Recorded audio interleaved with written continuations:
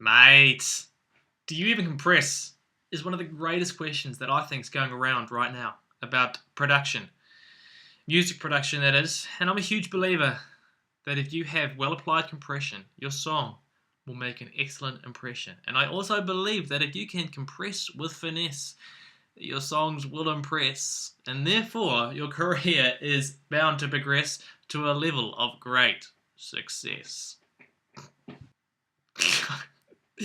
Okay, I'm sorry, I couldn't help myself. I just had to just start it off like that. Just with that wonderfully compressed little intro there. I'm going to do this tutorial that I've been going on about, and it's about compression. I'll explain a bit about how the compressor works. I'm no super duper master or inventor of the compressor at all. I just promised that for a long time I'd do this tutorial on compression and some tips and how I use it. And there's different ways that you can use a compressor. You can compress things like in groups or in buses, like drums, which I'll show you. Another example that I'm going to show is how you can compress a sound, and then you can change the shape of that sound, like the attack and the release, sort of, or decay, the transients, shall I say.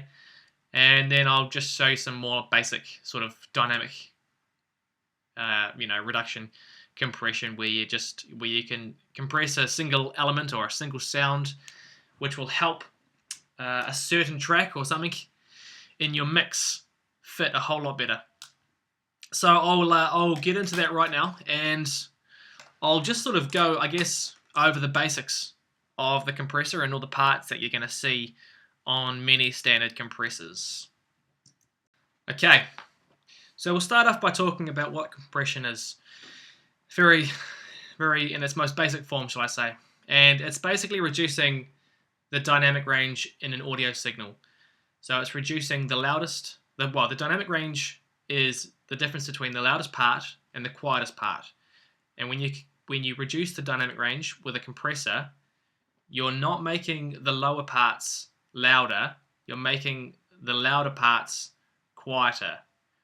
Okay, so that reduces the dynamic range, which can ultimately make the sound louder when you can afford now to drive it a bit harder with your gain.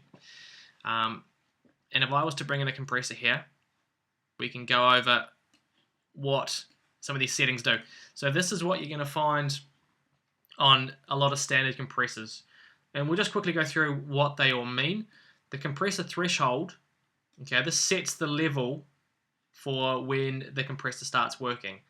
So it's at -20 right now. So any audio signal that comes into this compressor, and if the audio signal exceeds -20, okay, then the compressor starts to work. So if you've got your compressor down, it means you're going to be compressing a lot of the audio, pretty much all of it. And if you've got it right at the top here, okay, it's only going to be, depending on how loud the sound is actually coming into the compressor, of course, okay, it's only going to be compressing the very, very loudest peaks. Okay, so if anything was over 8 dB, the compressor would start working. Now then, you've got the attack here, which basically tells the compressor how fast you want it to start working once a signal has gone over the threshold. So a slow attack means that even though your signal has exceeded the threshold, the compressor is going to start and engage slowly. And if it's very fast, once the signal has exceeded the threshold, the compressor starts immediately. And the release is how soon after the signal drops back below the threshold. It's how soon that the compressor stops. So once it's gone below the threshold, if you've got a fast release, the compressor resets really quickly. And you've got your ratio here. Your ratio is how much compression you want to apply to that signal that exceeds the threshold. Okay, so if you've got a really, really high compression, a high ratio, when that audio exceeds the threshold, it's going to be really, really compressed. Okay, so it won't actually exceed or go much further past the threshold setting, because it's going to be squashed quite a lot. That's what this little graph here is for. And I'm sure on the YouTube there's some really excellent tutorials where they have, like, hard out graphs and diagrams and puppet shows and stuff like that. But But yeah, you're welcome to check those ones out. But if you've got a low ratio, that means you're only going to be applying a small amount of compression. And you've got your gain here. It might say makeup gain on your compressor. I normally like to have mine set at 0 because I just like to have no makeup gain as a default. So what happens is when you compress a sound, quite often it's going to sound quieter, but don't freak out. That's okay because you've made those loud peaks quieter. Okay, so your ear thinks the sound's now quieter, but you can now afford to bump it back up with your makeup gain, okay, and you can get it back to the level that you need. So that's fine. Don't be alarmed if you're compressing. If you're new to compressing, and your sounds are starting to, they sound quieter, that's okay. You can still bump up the gain, and you can get it back to that level that it was at. And if we were to sort of see it working on a synth here, this is just a very plucky synth. Okay, so if we've got the compressor threshold, say just at -15, your gain reduction here is showing you how much compression is being applied to the signal coming in. Okay, and now what we can do with a compressor is we can also use it on these percussive type sounds. Like drums is obviously perfect. You can compress an individual drum, or you can compress a very stab-like synth like this one, and you can really use the compressor to bring out the attack, or maybe make it have less decay, or you can really just change the shape and the transient of a sound. So we'll try and make this synth here. If I just load it up again, I don't need to, but we'll try and make this synth sort of more pluckier, if that's even a word. Okay, so we're going to just try and fiddle around here with some of these settings to get it a bit more punchy.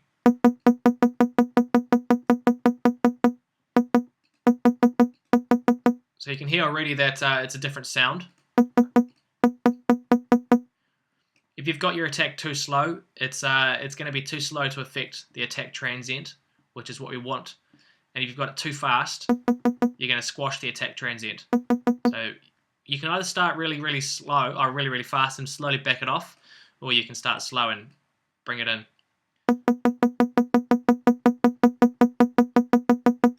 So I'm thinking somewhere around there's nice.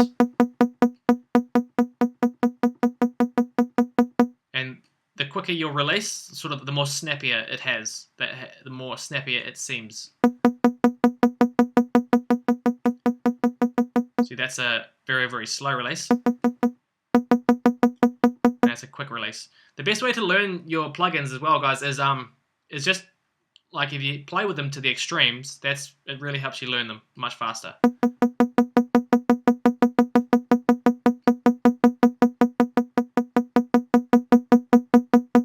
See, if I put it up here, it's not really being affected enough. And if I put it down here, I'm just squashing the whole signal, basically.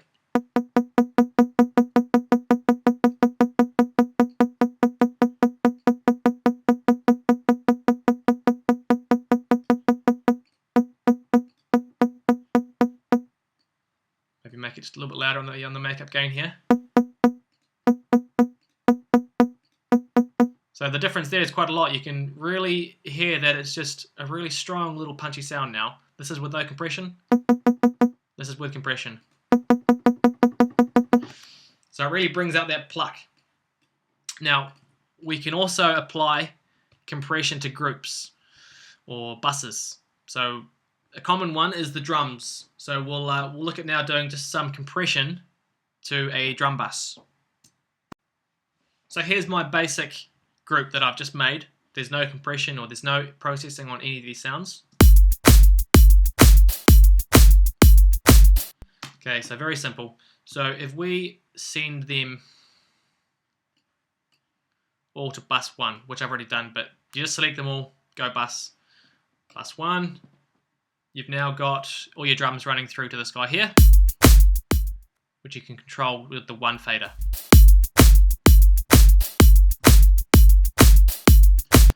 Okay, so we'll stick with the Logic one just because it's got all the basic settings that I just explained it on.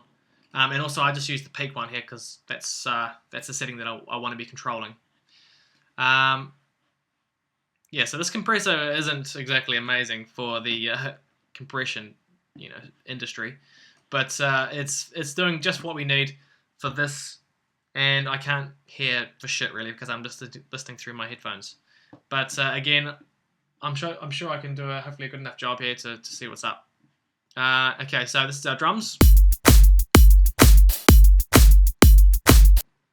And the idea with the drum bus or a compressor on a drum bus is that you want to try and make all of the sounds that are routed into that drum bus sound more cohesive, more together, more gelled, all that type of stuff.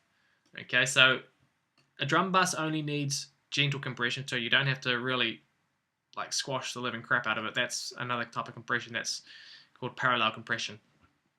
But we'll just do a bit of compression here and see if we can change the sound. Again, you got to think about what we're looking to do here. So because we've got all these drums coming into the drum bus, if you've got your attack too quick, it's just basically going to squash all of your transients and it will just take all the life out of your drum loop. And if you've got it too slow, then again, the compressor isn't really getting a chance to add something to those dynamics, add something to those transients. But again, the best way to do it is just start from an extreme setting and either back off or come in. And we don't want to be squashing the stuff too much, so we don't need a ratio that's up here or anything crazy. We're just looking for maybe between 1 to maybe 4 dB gain reduction.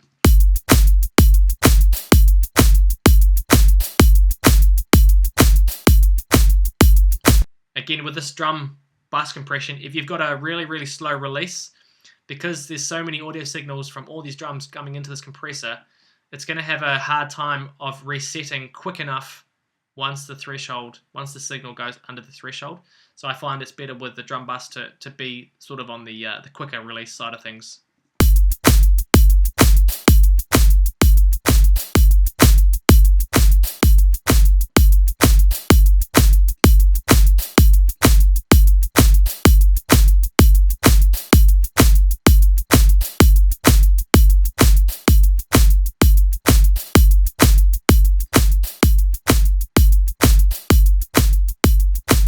Don't be fooled by makeup gain as well. So if you've got too much makeup gain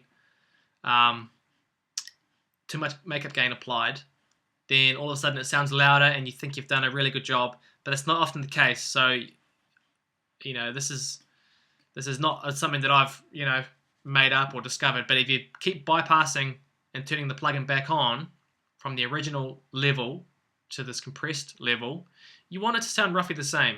You just want the actual sound of the drum loop to sound a whole lot better when you have the compressor working.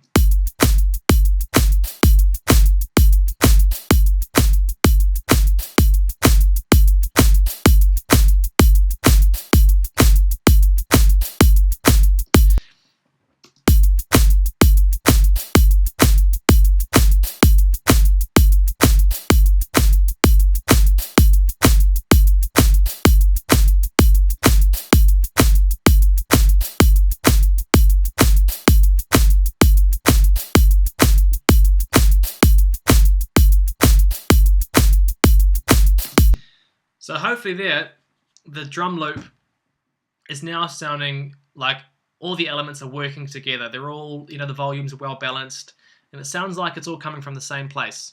So that's the effect that we're looking for. Just really keeps all the drums in check, and when you're making a full song, it makes a really big difference. So that's always something to keep in mind. Other really prime examples of where compression can be extremely useful is vocals. And vocals is actually a really good way of learning or understanding of how a compressor works and the beauty of it. Now, I don't really have any acapellas that I'm lying around on my computer that are suitable for this. But if you have, say, a section, maybe the vocalist is just in the verse or something, or in the chorus, it doesn't really matter. And they obviously can't sing at exactly the same volume. So they're going to have louder parts and they're going to have quieter parts. when you're trying to mix something that's got zero compression on it, so if you're trying to mix that vocal and you're trying to sit it in your mix, and so it's popping out of the mix, it's sitting on top of all the instruments, it's easy to hear, etc. If you've got your vocal with these really high, loud parts and these really quiet parts, it makes it a nightmare to really make it difficult to hear all of her words, all of her sentences clearly. And yes, I know you can do, for anyone that's thinking it, yes, you can ride every single vocal or every word she says with automation, but you don't have to do that every time. You can use compression to help that. And if you compress something, like we've already talked about, and we're reducing that highest and the lowest part volume-wise, if you compress that, we can actually then afford to have that a bit louder. What I should say is, before when someone's vocal is uncompressed, you can't have it turned up too loud, because when the loud parts do come in, well, they're obviously going to maybe distort the channel, or they're going to be far too loud for the rest of the track. Okay, and then of course when they have, when you're listening and you hear the low parts of the vocal, your first instinct is to try and turn everything up.